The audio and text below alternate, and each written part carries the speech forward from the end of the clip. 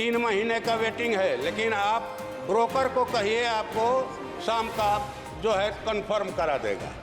3 महीने के माने वेटिंग में ब्रोकर को कैसे मिल जाता है? और ट्रेन में चढ़ने के बाद हम बताएंगे सर, ट्रेन में चढ़ने के बाद देखते हैं कि बर्थ खाली है, 1000 रुपया दीजिए, 500 रुपया दीजिए, तुरंत जो है सीट भी मिल जाएगी। माननीय सभापति महोदय, आपका बहुत बहुत आभार कि आपने मुझे बोलने का मौका दिया। यहाँ की परंपराओं के हिसाब से रेलवे का अलग ही बजट पेश किया जाना चाहिए। ऐसा नहीं होने से विभाग की महत्ता कम होती है, इसका महत्व घटता है। इसलिए मेरी राय है कि अलग से रेलवे बजट आने वाले दिनों में पेश किया जाए सदन के अंदर।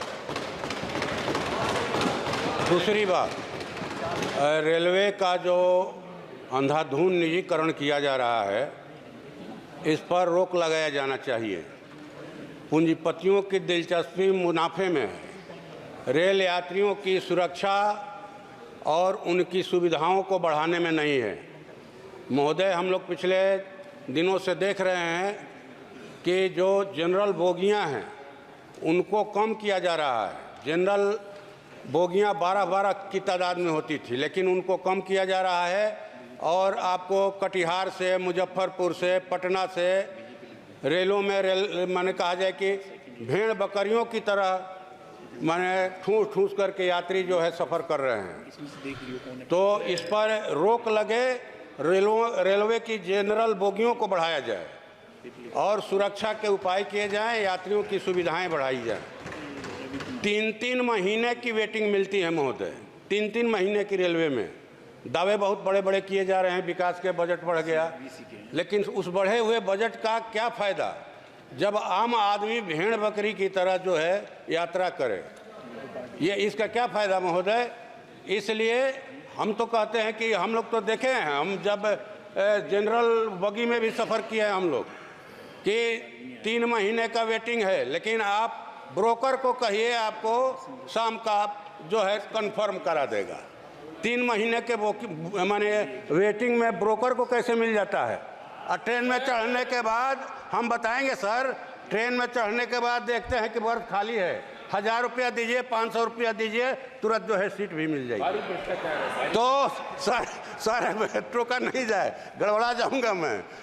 ये हम लोग देख रहे हैं। तो मुझे लगता है कि सर इस पर सरकार को, विभाग को सख्ती से ध्यान देने की ज़रूरत है।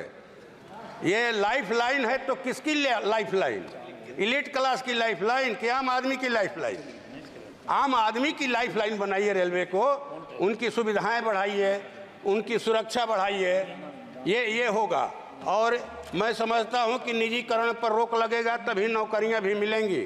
जो रेलवे विभाग में रिक्त पद हैं उनको सरकार जल्दी से जल्दी भरे, ये हम लोग मांग करते हैं आपके माध्यम से सरकार से। और जो सरकार ने सीनियर सिटीजन का 30% छूट जो रेलवे में यात्रा में मिलती थी उसको बंद कर दिया गया है सर, उसको चालू किया जाए। और जो ट्रैक मेंटेनर जो हैं उनको, उनका जो है 4200 रुपया ग्रेड पे तक पदोन्नति किया जाए। और जो गेटमैन हैं उनका ड्यूटी का आवर 8 घंटा किया जाए सर। ये हम लोग आपके माध्यम से सरकार से मांग करते हैं। और हमारी मांग है कुछ आरा में जो है पूर्वी रेलवे गुमटी, उस पर प्रस्तावित है फुट ओवर ब्रिज।